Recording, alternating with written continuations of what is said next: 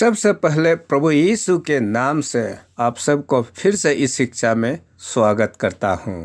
पिछला एपिसोड में मैंने आप सबको तारतारो नरक का बारे में पूरा बता दिया था और आज मैं आप लोग को बताने वाला हूँ। आज का टॉपिक का नाम है Hebrew word Sheol, Greek word Hades, Greek word Gehenna, Greek word Tartarus को इंग्लिश बाइबल में कैसे ट्रांसलेट किया गया है, जिसके कारण से थियोलॉजी में पीएचडी करने वाला तक लाइफ बियॉन्ड द ग्रेव का बारे में अच्छा से पता नहीं चल पाता। उसके विषय में आज मैं आप लोग को बताऊंगा। हम सबको पता है ओल्ड टेस्टामेंट बाइबल को हिब्रू भाषा में लिखा गया है और न्यू टेस्टामेंट बाइबल को ग्रीक भाषा में लिखा गया है। वो हिब्रू बाइबल और ग्रीक बाइबल को आज हमारा समय में इंग्लिश बाइबल में अनुवाद करके बनाया गया है। तो वो अनुवाद करते समय बड़ा बाइबल टीचर्स लोगों ने कई जगह में गलत ट्रांसलेशन किया, जिसके कारण से जो कोई इंग्लिश बाइबल को लाइफ बियॉन्ड द ग्रेव का बारे में पढ़ाई करता है, नतीजा तक सही नहीं निकल पाता। वो कारण को आप इस ग्राफिक्स में जो दिखाया गया है उसको देखने से तुरंत समझ जाएगा। उन लोगों ने इंग्लिश में ट्रांसलेशन करते समय क्या किया है, वो जो हिब्रू वर्ड सियोल को हेल बोल करके ट्रांसलेट किया हुआ है और वो जो ग्रीक वर्ड हेडिज को उसको भी हेल ट्रांसलेट किया हुआ है और वो जो गेहेना को भी हेल ट्रांसलेट करके रखा हुआ है और आखिरी में वो जो तारतारो को भी हेल कहते हुए ट्रांसलेशन किया। तो यहाँ 4 का 4 को हेल ट्रांसलेट किया, जिसके कारण से ये सियोल, हेडिज, गेहेना, तारतारो को इंग्लिश बाइबल पढ़ने वाला लोग एक जगह का बात कर रहा है ऐसा समझ लेता है, जिसके कारण से मौत के बाद कौन किधर रहेगा, लाइफ कैसा होगा, सही नतीजा आज तक कई लोगों को पता नहीं होता। तो उसी को आज आप लोग का बीच में मैं क्लियर करना चाहता हूँ। सबसे पहले साम चैप्टर 139 वर्स 8 को देखिए। यहाँ जो इंग्लिश में हेल अनुवाद किया गया है वो हिब्रू भाषा में सियोल होता है। तो ओल्ड टेस्टामेंट बाइबल का हिसाब से आप सियोल को हेल ट्रांसलेट नहीं कर सकता, क्योंकि हम लोग पहले बता चुका है कि Seoul equal to hell section plus paradise section होता है। तो वहाँ पैराडाइज सेक्शन भी है और पैराडाइज सेक्शन होने देकर आप सियोल को हेल ट्रांसलेट करने से गलत मीनिंग निकल जाता है। उसके बाद आप लूक चैप्टर 16 वर्स 23 में जो हेल ट्रांसलेट किया गया है वहाँ ग्रीक वर्ड हेडिज होता है। तो हेडिज को तो मैंने आप सबको पहले क्लियरली बता चुका है कि हेडिज का मतलब वो सियोल को कहता है, वो दोनों का मीनिंग बराबर होता है। तो यहाँ हेडिज को भी उन लोगों ने हेल ट्रांसलेट करके रखा हुआ है ज्यादातर बाइबल में। और उसका बाद आप मैथ्यू चैप्टर 10 वर्स 28 को देखिए। यहाँ जो इंग्लिश वर्ड हेल ट्रांसलेट किया गया है वहाँ ग्रीक वर्ड गेहेना होता है, लेकिन उन लोगों ने गेहेना को भी हेल ट्रांसलेट कर दिया। उसका बाद आप 2 पीटर चैप्टर 2 वर्स 4 को भी देखिए। यहाँ जो नोआ का जमाना में स्वर्गदूत लोग फोर्निकेशन करके संसार का सुंदर लड़कियों को शादी करके जो दानव जन्म दिया गया था, वो पाप के कारण से वो स्वर्गदूत लोगों को परमेश्वर नहीं बख्शा। उन लोगों को उसी समय तुरंत न्याय करके एक नरक में फेंक दिया गया, जिसका ग्रीक में तारतारो बोलता है। तो वो तारतारो को भी यहाँ आप देखिए हेल बोल करके ट्रांसलेट कर दिया।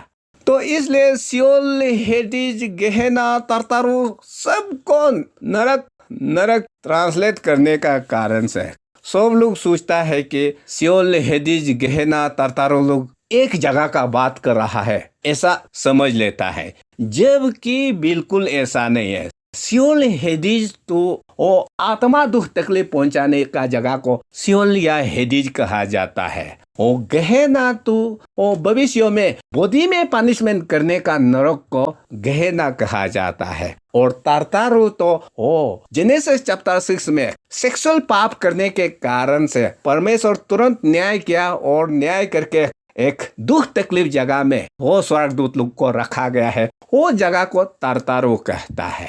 तो सब कोई हेल बोलने से सही नतीजा नहीं निकल पाता। तो इसलिए आज तक मैंने 54 बाइबल ट्रांसलेशंस को, ये लाइफ बियॉन्ड द ग्रेव को उन लोगों ने किस तरह से ट्रांसलेट किया गया है मैं कंपेयर किया, और उसको आज मैं आप लोग को सही चीज को बता रहा हूँ।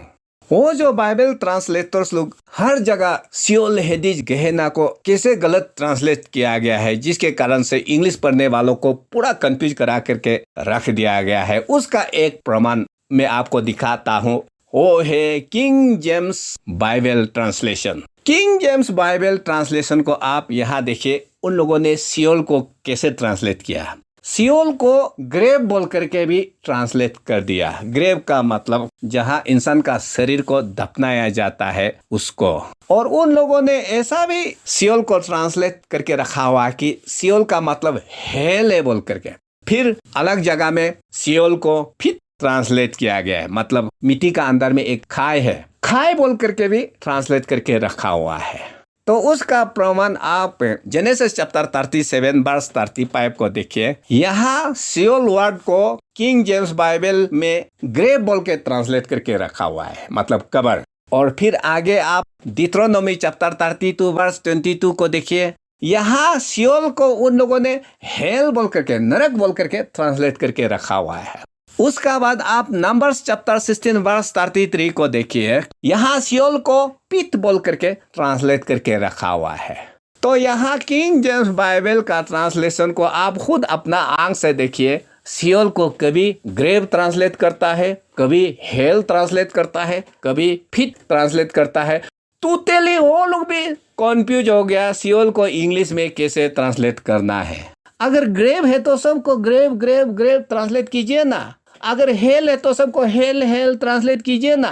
अगर फिट है तो सबको फिट फिट फिट ट्रांसलेट कीजिए ना। लेकिन यहाँ कभी ग्रेव, कभी हेल, कभी फिट, नतीजा हम लोग जो इंग्लिश बाइबल पढ़ने वालों को पूरा कंफ्यूज करा करके रख दिया। तो यह सब ह्यूमन एरर बाइबल ट्रांसलेशन में इन्वॉल्व होता है, ये आप ध्यान देना। लेकिन जो कोई पवित्र आत्मा से भरा हुआ है, जो लोग सच्चाई को पता करने का जो जिज्ञासा रखता है, उसको परमेश्वर समझने के लिए मदद करता है, जिसमें मैं एक हूँ। वो लोग गलत ट्रांसलेशन करने से भी इस सब्जेक्ट के लिए मुझे परमेश्वर ने जीवन भर सिखाया है, तो मैं समझ पाया।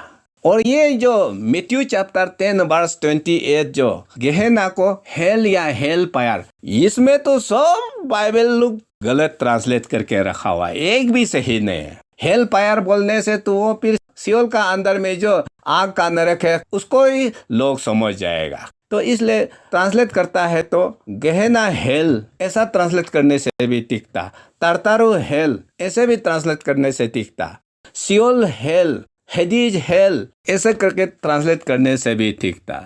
लेकिन इन लोगों का इम्प्रॉपर ट्रांसलेशन करने का कारण से जो लोग ग्रीक हिब्रू को अच्छा से जांच पड़ताल नहीं करता, सिर्फ इंग्लिश बाइबल पढ़ने वाला लोग, आज भी बड़ा बड़ा पास्टर लोग अपना चर्च में कब्र के बाद जो जीवन होता है सटीक नहीं सिखा पाता, जिसके कारण से आत्मिक जीवन में भी सही दिशा लोग नहीं जी पाता। क्योंकि ये लाइफ बियॉन्ड द ग्रेव को, मौत के बाद कौन कहाँ जाकर रहने वाला है, उसका क्लियर नॉलेज होना पड़ेगा। अगर आप सच में क्रिश्चियन है तो ये सब मालूम नहीं हो करके क्रिश्चियन चिल्लाने से क्या को विश्वास करके जीता है, ये सवाल आ जाता है। इसलिए आप लोग ऐसा आंख बंद करके अंधाधुंध क्रिश्चियन ना जिए। मैं ये सब को आप लोग को क्लियर करना चाहता हूँ और मैं आज कर रहा हूँ।